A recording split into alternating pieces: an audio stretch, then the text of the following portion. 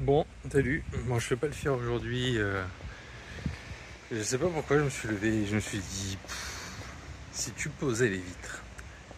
Alors bon, à la base, je cherchais quelqu'un pour m'aider, mais là, faudrait que j'avance un peu sur le camion parce que je vais avoir besoin de poser les vitres pour commencer l'isolation.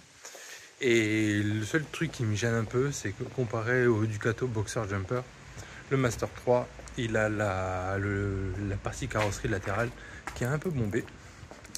Donc on va essayer de composer avec ça. J'espère que ça va bien se passer.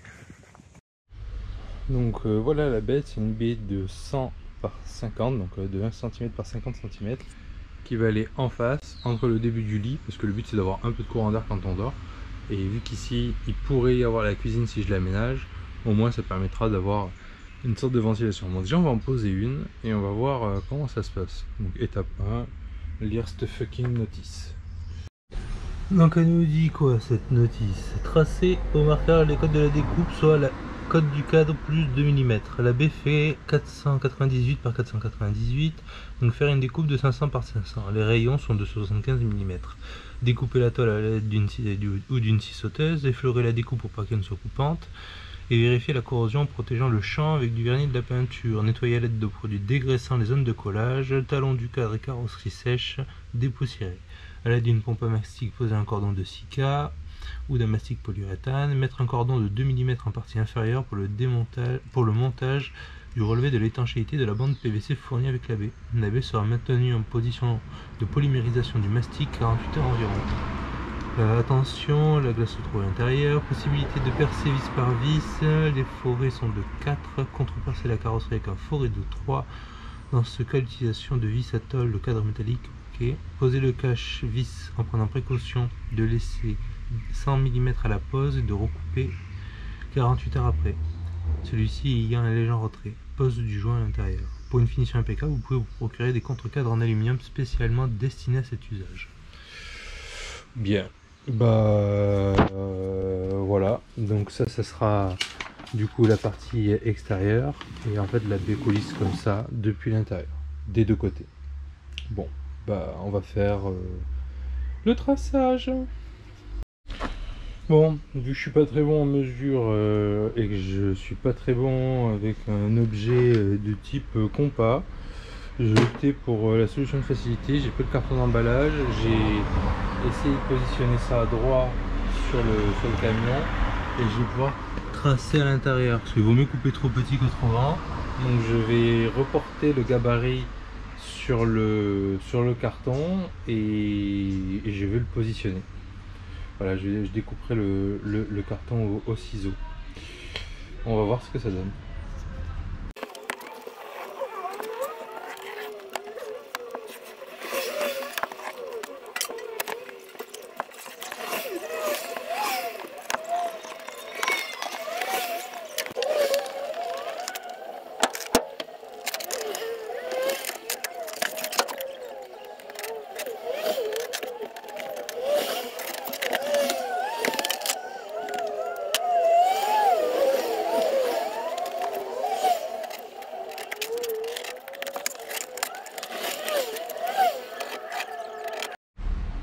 Bon, dans tous les cas, je viens de couper le gabarit en carton. Même si je coupe trop court, il me reste encore de la marge pour faire entrer le cadre et le reste. Donc bon, maintenant il n'y a plus selon moi qu'à reporter les mesures. Et vamos quoi, découpe hein. Surtout que bon, je suis sur un parking en plein milieu de nulle part. C'est bien tu vois pour travailler. Un jeu pour enfants et tout. Voilà. Quand tu aménages un van qui est trop grand pour rentrer dans ton garage, tu te retrouves à faire ce genre de truc.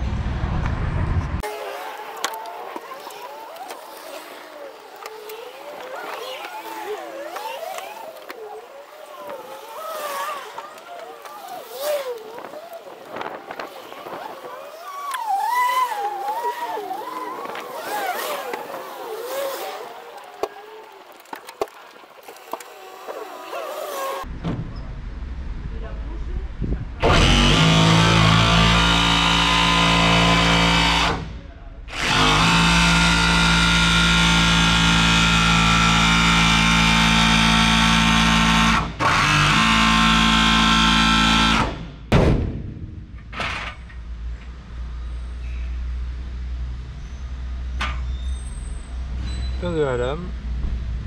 Bon, ben on va en chercher d'autres. Donc ça a ripé sur le montant. Voilà. On prend la moto pour garder la place. C'est mieux. Allez, bon ben, direction Leroy Merlin. Bon, du coup, j'ai tordu la lame de la scie. J'ai regardé un peu sur internet, il faut acheter des bonnes scies. On s'en fout de la scie sauteuse, mais des bonnes lames. Du coup, bah, adieu Lidl, bonjour DeWalt. Ça devrait le faire. Maintenant, on va reprendre la découpe. La découpe, je me suis déplacé, je me suis mis dans une zone commerciale parce que j'aimerais bien être tranquille. Il y avait trop de curieux et puis ça fait quand même beaucoup de bruit. Vu que je voulais pas être interrompu alors que je suis focus, je me suis déplacé, je me suis mis dans un endroit où je peux faire du bruit. C'est là où on stationne des bus. Ça devrait le faire. Allez.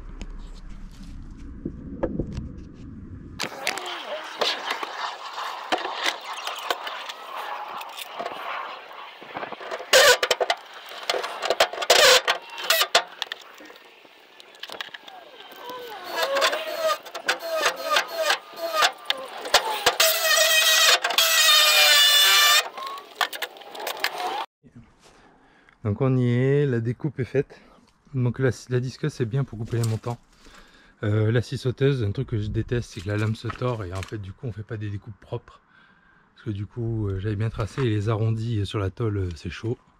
On va passer dedans pour vous montrer. Maintenant il faut voir si je me suis pas gaufré sur les mesures.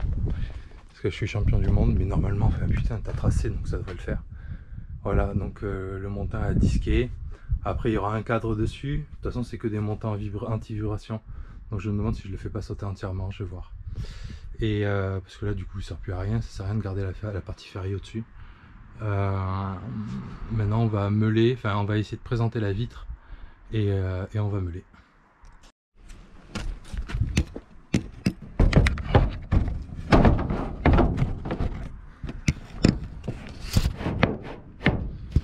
Bon, je suis quand même plutôt content. Là la vitre est presque rentrée, il manque pas grand chose.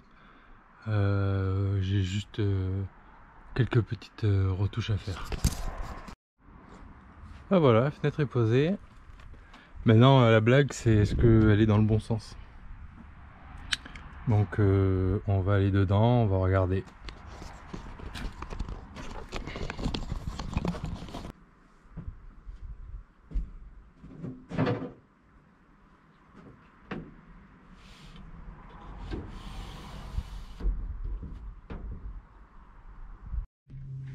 Bon, pour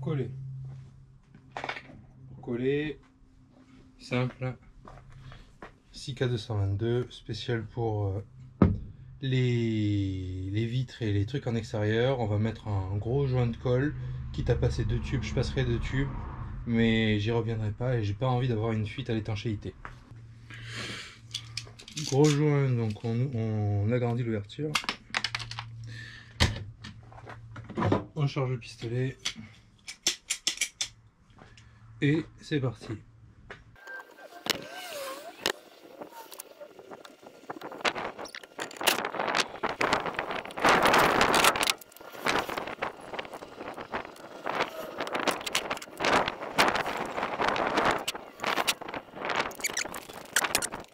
Bon, pour que ça tienne bien, que ça soit bien en position, je vais lifter quand même la fenêtre parce que j'ai vraiment pas envie que le mastic sèche et qu'il n'y ait pas d'étanchéité.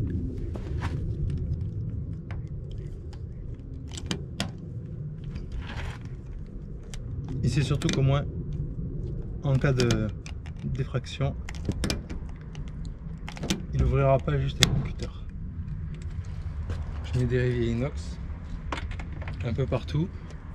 J'en ai mis un, je vais en mettre un à 4 coins et 3 sur les montants. Alors du coup pour poser des rivets, hop, je perce en forêt de 4.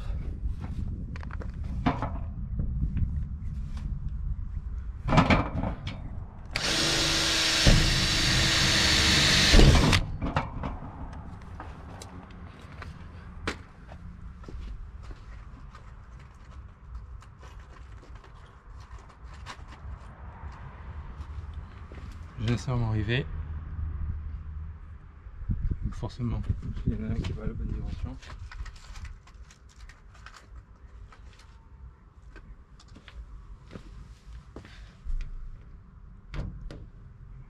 Voilà. Je prends ma pince à rivet, enfin j'appuie bien.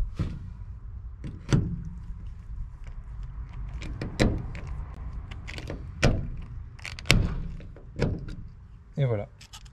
J'ai riveté, donc je vais faire ça un peu partout. Je vous montre à la fin.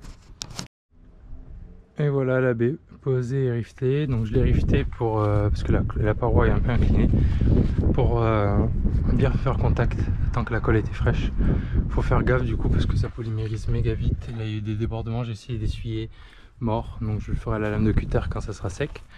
Je vais vous montrer du coup de l'intérieur. De toute façon là il va falloir bien 48 heures pour que ça sèche. Et après je m'attaquerai à poser le joint. Le seul truc c'est, faites gaffe si vous utilisez, vous savez le scotch américain avait les fibres pour fixer le truc. Le mien il a eu chaud et du coup la colle s'est décollée du truc et du coup c'est chiant. Et du coup depuis l'intérieur, bah, vous voyez du coup les rivets comme ça. Alors ouais j'ai arrosé de colle parce que le tube était ouvert et tant qu'à y être, voilà. Et puis là du coup bah, maintenant j'ai une baie coulissante quoi. À gauche, ouais j'ai mis à l'endroit. Et à droite. Voilà, j'ai bien les fermé.